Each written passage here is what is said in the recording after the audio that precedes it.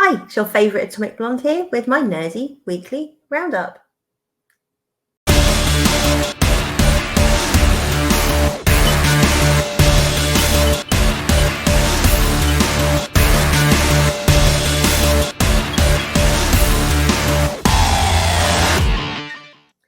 Hi everyone, and welcome to my nerdy weekly roundup. As always, I'll be kicking off with The Peripheral and another show that I've started watching this week and a recap of what's coming up. So let's get into it. There we go. So The Peripheral is ticking along quite nicely. This episode, we have a flashback. So it starts 1 year before Alita disappeared. And as we found out in the last episode, when Dr. Hogarth was killed, she knew Alita. And this is where it starts. So Alita turns up where Dr. Hogarth's working. It's quite a hostile conversation. And it transpires that they were in a relationship together. And it looks like Hogarth broke up with Alita, and Alita's very salty about this. There's a few sort of choice names. But then she sort of says, she wants to sort of bury the hatchet kind of thing. And would she go for a drink with her? And they go for a drink. And they sort of chatting about things. And then Alita asks Dr. Hogarth about her job. So this all seems a bit of a means for Alita just to use Dr. Hogarth at the end of the day.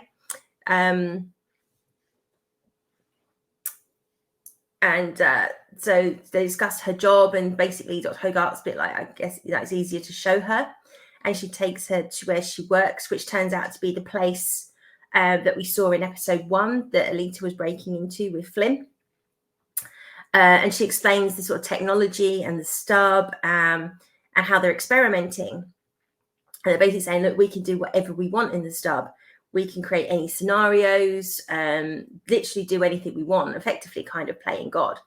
And then she shows her a scenario of soldiers, which looks like it's actually Flynn's brother's platoon. And we learn that the technology, that the haptics, which is the implants that the Marines have and that Flynn's brother Burton has, actually came from the future. And they're saying they can control through the haptic, they can control how the Marines sort of think and operate.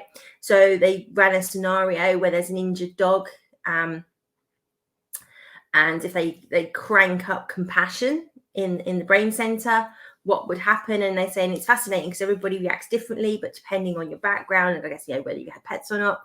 And then we see like one of the Marines running out to save the dog that stands on a landmine, and this looks like Connor, obviously the amputee.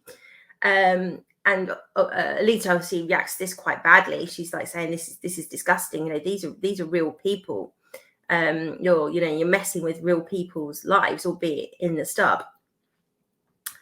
And then from there, then they go to leave. They get stopped by the security woman, which is the woman again we saw in episode 1 of whose eyeball Alita took. I want to know what they're doing down there, and Dr. Hogarth just comes up with an excuse that she's got a coat and her friend came down with her, etc. We then move on back to 2032 in Key West, and a guy arrives at his house, and there's a package waiting for him. When he opens the package, there's one of the guns, the sort of sound wave guns from the future, and a futuristic phone. He then gets a call from the future, and this sounds like the guy that was killed in the last episode, who's now a peripheral. I think it's Billy or Daniel. I can't remember. I think it's Daniel. Basically offering him the hit on Flynn and Burton for like $10 million. And this guy is called Robert O'Connell, but he's now got a new sort of pseudonym. He's saying, I don't know who this person is. My name's Pete. And he's like, obviously, an ex sort of hitman, or has got himself a new identity, and he kind of doesn't do that anymore. And he's like, basically, I don't know what you're on about. And then Daniel brings up he's got a daughter, and says, well, if you won't do it, we'll then go to Frank and Frank will basically kill your daughter if you don't do this. So he reluctantly agrees. And he's given information about that Flynn and Burton are going to be going to the hospital for Flynn's scan, and you've basically got, there's like an hour window, and this is where you can kind of take them out, which then cuts to Flynn and Burton being at the hospital. She's having an MRI scan, and while she's having the scan, she's kind of having sort of flashbacks to what she saw in the jackpot scenario, and sort of seeing the nuclear blast, which is obviously sort of affecting her, knowing what happens to the world. And then she goes on to have a sort of spinal tap, which isn't very nice. And we learn that she's got a bacterial infection in like her ocular cavity or something. So obviously the center of the brain where you see effectively. So they're going to do some further tests and work out how they can treat this. We then cut to a bowling alley. And there's a guy sitting at the bar, and there's like a family bowling again with like older sons, probably in their 20s. And Rob comes in and walks up to the guy at the bar, and we learn this is Frank. Obviously they move in the same circles, so they know each other, and he's sort of like, he's really disappointed. Why would you go after my daughter? And he's a bit like, oh, it's just a job kind of thing, or it's not what you think. Basically, and then the sons kind of swagger over. They sort of see this conversation going on, and they kind of, square up to him. And basically, before you can blink, he just pulls out a gun and shoots Frank dead, shoots the 3 boys, and then just covered in blood, and then just cool as a cucumber, just gets up, walks out, and gets in his car. Then we see one of the sons who was shot in the stomach comes staggering out. And he's like firing a shotgun at the car and hits the car. And he's just like, oh, for goodness sake, So gets out the car. And this kid keeps coming for him with a shotgun. But then he's obviously got the futuristic weapon. And he's kind of laying on the floor looking under the car. You can just see the boy's legs, and he just fires it and obviously takes his sort of legs out. And he walks around, and his arms all sort of broken and twisted one way. His legs are kind of going the other way. And he's like, you just should have let it go kind of thing. And he's like, well, if you can, by the time I get back in my car, and assuming my car's still working after you shot it up, you basically got the time it takes for you to crawl away to make it. And the boy's like laying there, and you'll see a lot of blood, and he's in a complete state. He's like, I can't move my legs. I can't move. And he's like, too bad. Gets in the car, manages to start it, drives away, and just runs straight over the kid. So we know we've got one sort of really cold mofo here going after Flynn and Burton.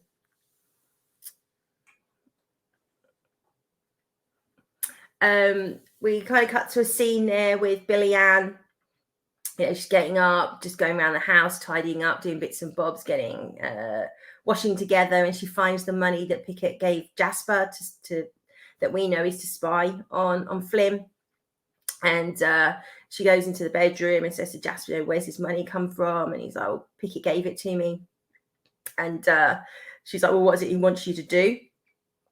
And Jasper just goes, oh, he doesn't want me to do anything. So he basically barefaced lies to her.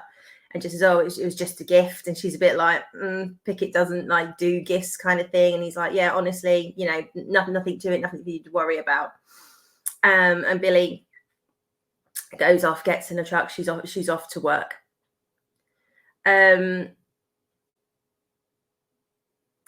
then see that Rob is in the town where Flynn and Burton live. He's sort of parked up on a bridge. Pops the hood of the car, basically making out that he's broken down. He takes out a phone and phones his daughter, who's obviously still alive. He kind of gives her this sort of coded message that he makes out that he's from an insurance company and that her insurance has been revoked. This is basically this message sort of saying that he's got to disappear, or he might die. We're not quite sure, but basically she's sort of saying like she was hoping to keep the partnership with the insurance, and she tells him that she's pregnant, and he's I'm very pleased for you.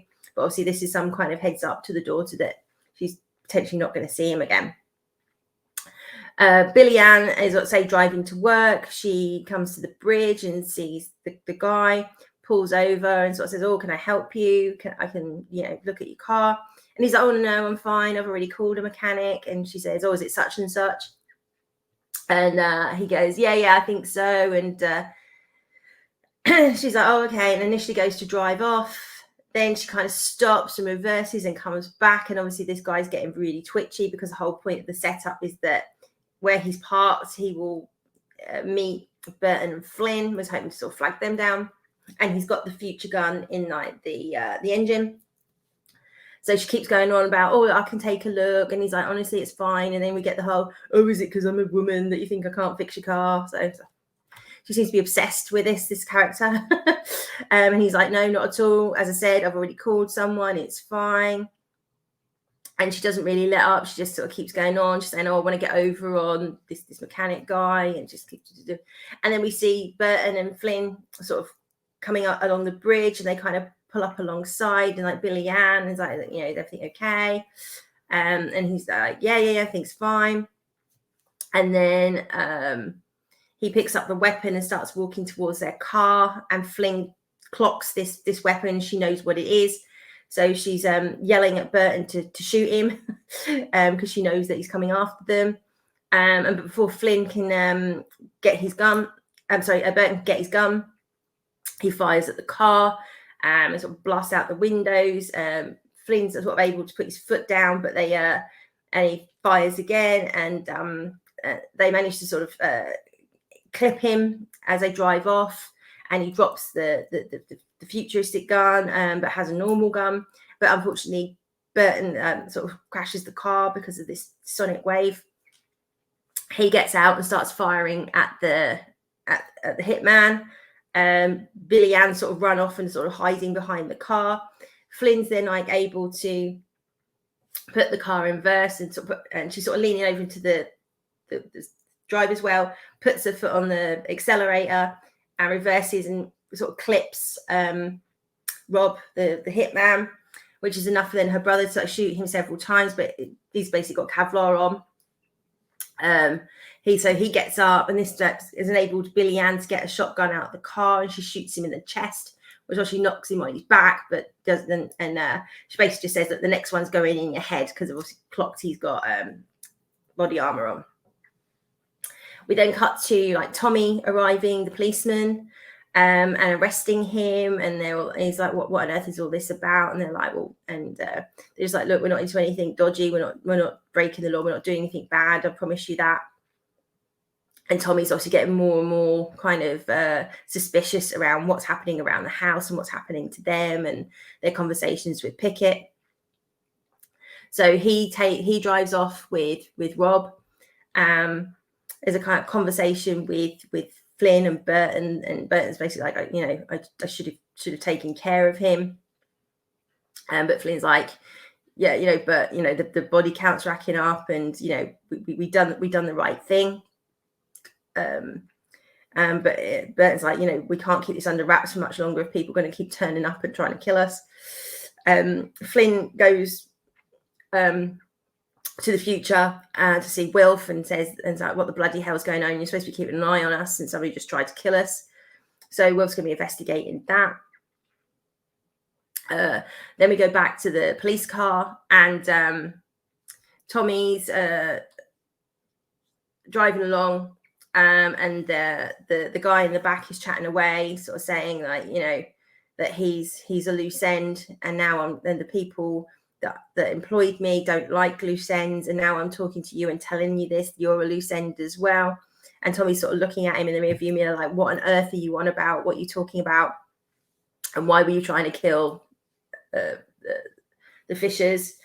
And then he hits something that you can't see. So obviously we know we've got the invisible cars from episode 1 or 2. So he's obviously clipped a car, flipped the police car, and crashes. Then we just see somebody walk up to the police car, drag out Rob. You hear like car doors opening and closing.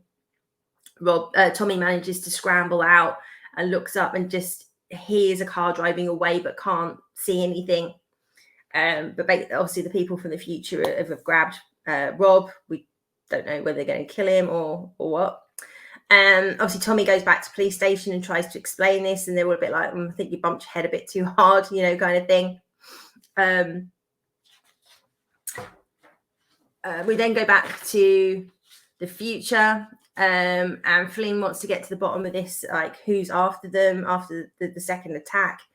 And Wilf agrees to take her to see Dr. Newland, or the building where Dr. Newland's based. So she goes in there, goes up to the receptionist, and she's like, have you got an appointment? And she's like, no. And she's like giving it that, well, you can't see that. And she just goes, oh, have you scanned my face? And she's like, yeah.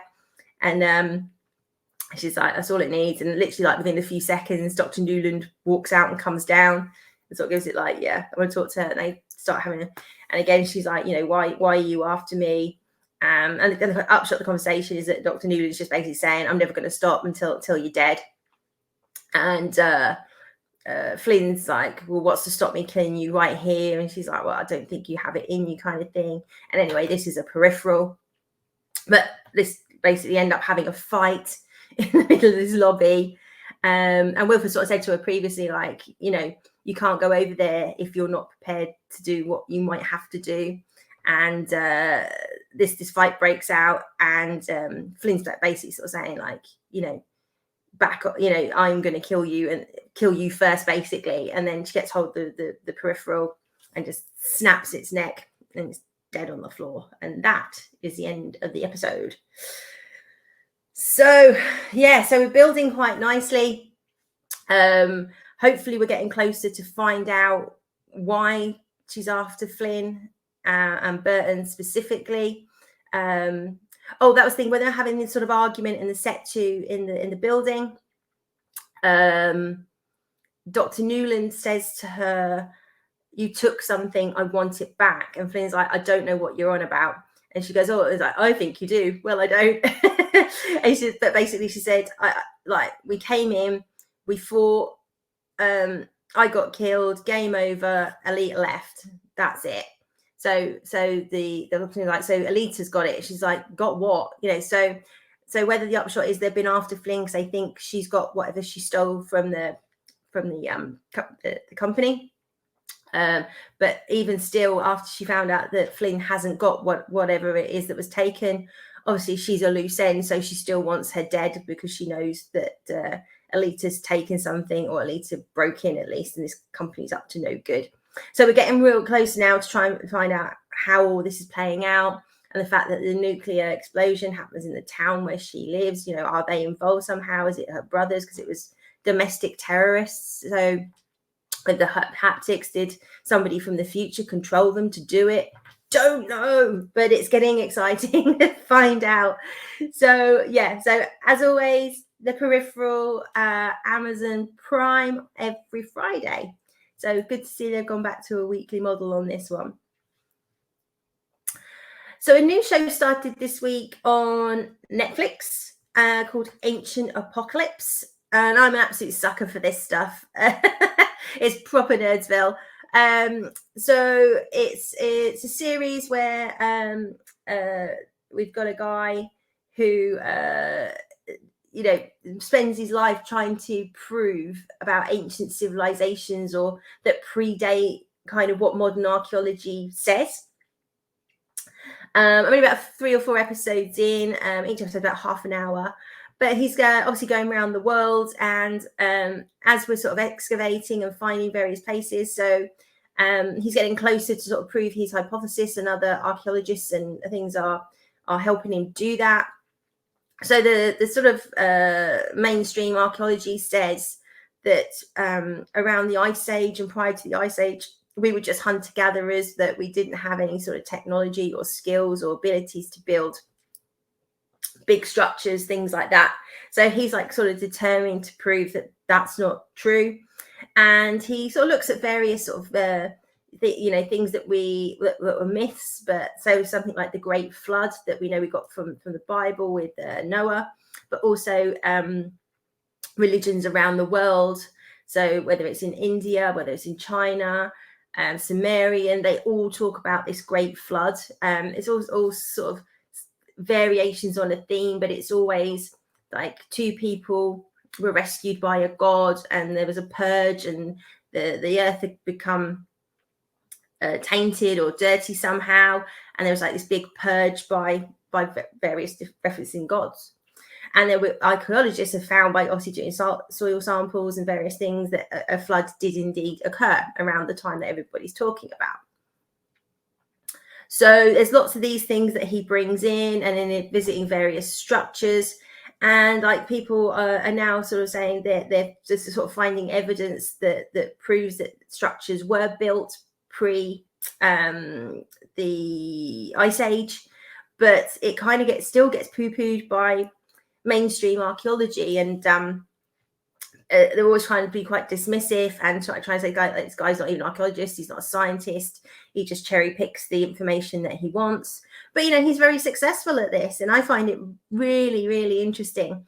Obviously, he covers that the world was a very different place thousands of years ago, like tens of thousands of years ago, that we had different continents. We had Sunderland, which was basically Southeast Asia now, and that was a big landmass. And again, modern archaeology says that people didn't really move from this landmass, but they're kind of finding proof, bones and teeth, that means they did actually move and migrate. And obviously most of this landmass is then underwater, hence why we've now got the Southeast Islands. So they go out on a boat and they find some stone structures under the ocean, and he's just hypothesizing that there could be like whole civilizations or lost ruins under the ocean that we just haven't found yet.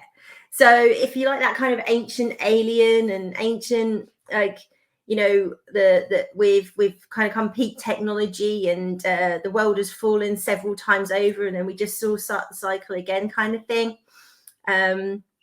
With some of the ruins where they basically found where sand has been turned into glass. There's something like of such ferocity, such heat that can do this, which is equivalent to basically a sort of a nuclear blast. But how did something like that happen 20, 30, 40,000 years ago kind of thing? So it's absolutely great. I mean, you can take some of it with a pinch of salt, and you can just watch it pure entertainment, and go, oh, what a load of nonsense. Or you can like really get into it and just go, oh, wow, because I think it's very arrogant of us to think that, we know everything about the planet. Like we know we've barely scratched the surface of exploring the oceans, because they're so deep and dark and all those kind of things.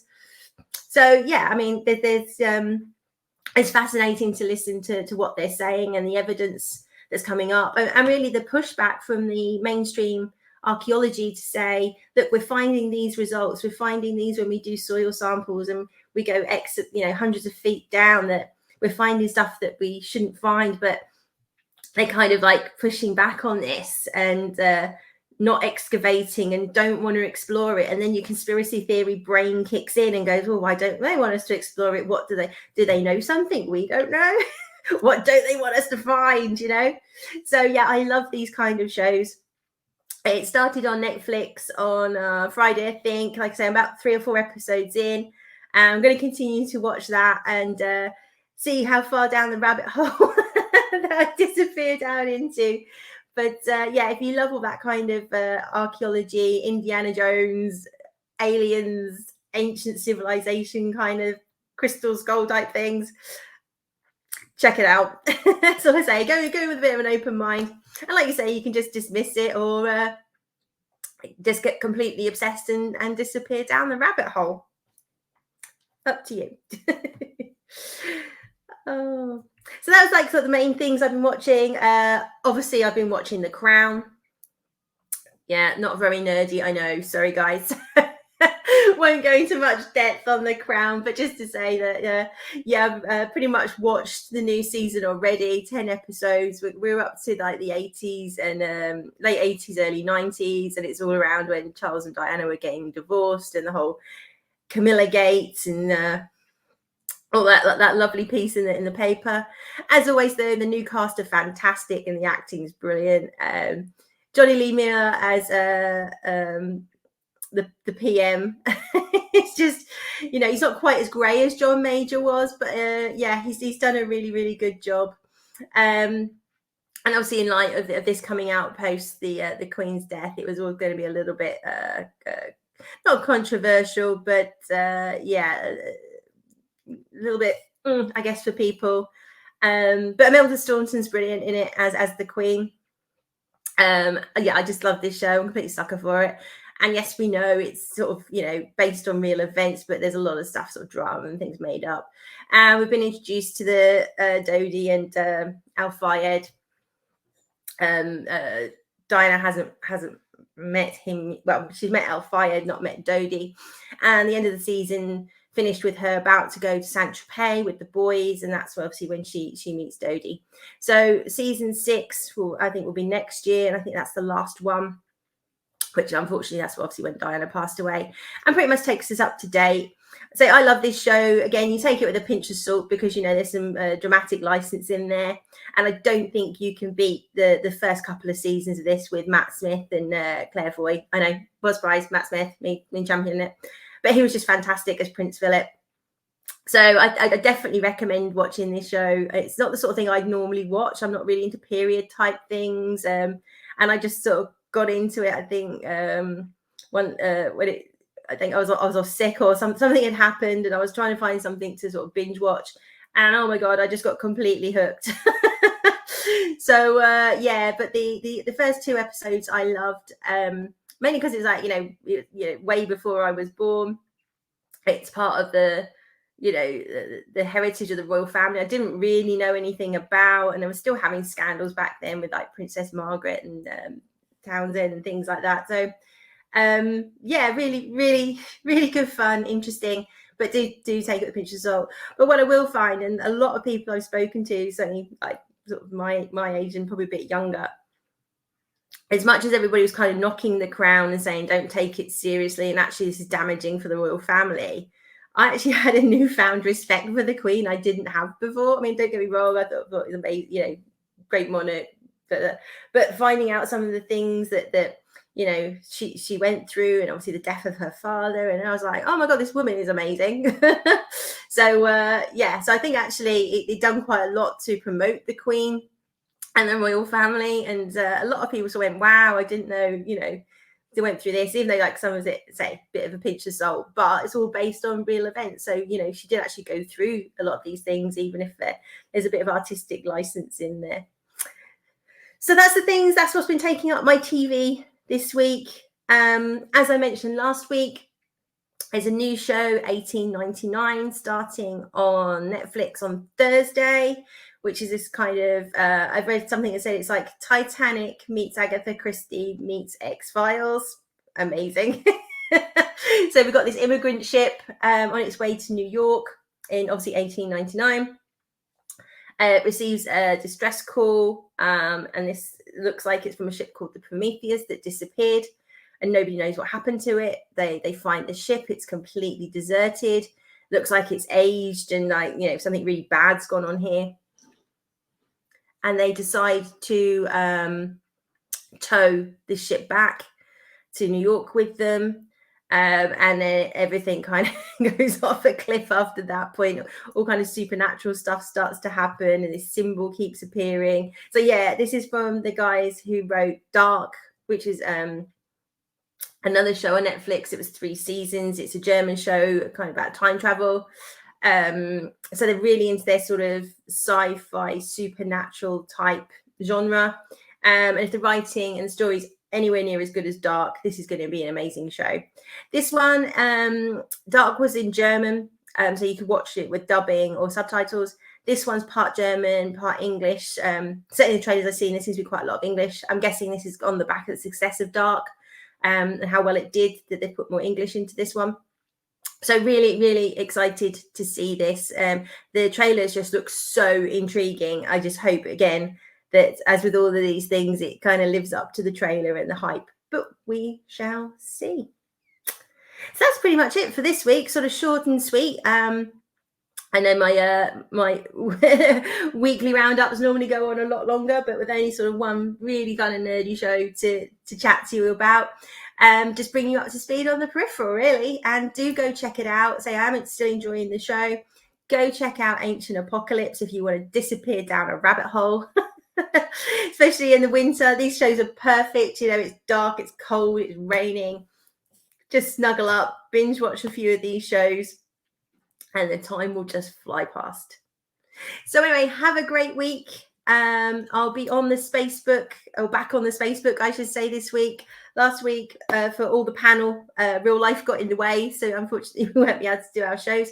But I'll be back on Monday with Listed on Spacebook, where we always talk about shows gone by and films. So come see what it is we're chatting about. And on Wednesday afternoon, we'll do our usual roundup of what's in the news, what we're excited about, what's going on. I'll try and get a pop chat in this week as well. Like I say, last week was just crazy. Couldn't get a pop chat in, so apologies. And all the way back round to the nerdy roundup, which will have obviously the Peripheral and 1899 and anything else that might just pop up on the radar. So have a great week. Hope you enjoyed the video. As always, like, share, and subscribe. The likes really help. If you want to give me a comment, send me. I tend to reply to them all if I can. So anything you want to chat about in terms of these shows, anything you want me to review or ask my opinion on, put it in the comments and I will come back to you.